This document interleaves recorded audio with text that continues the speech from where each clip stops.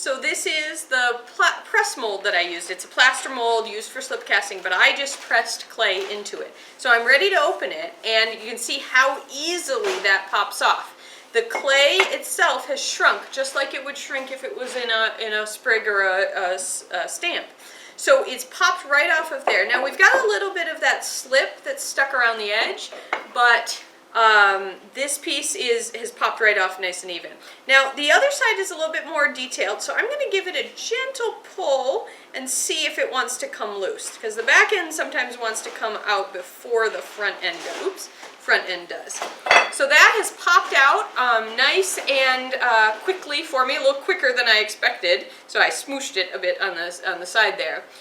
What I've got around the edge, you can see, is this faint line of the seam, and that's, frankly, this is made out of slip. It's either places where I smeared a bit of extra clay, or it's places where the slip was past the edge. So to clean this up, you could use tools, so you could use a rib or the edge of a knife or a small loop tool to clean that up. You could use your finger and you could smear across it.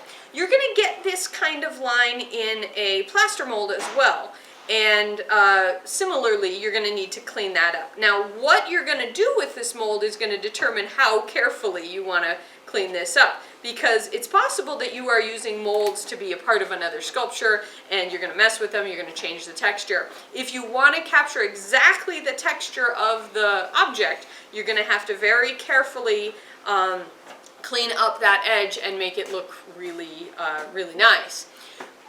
Things that you've seen in your daily life, things like sinks and tubs and toilets, are also slip cast. This one's press molded, but the same kind of idea. And if you look very carefully on the back of your porcelain toilet, you might be able to find the seam that was there from the mold that was used to make it.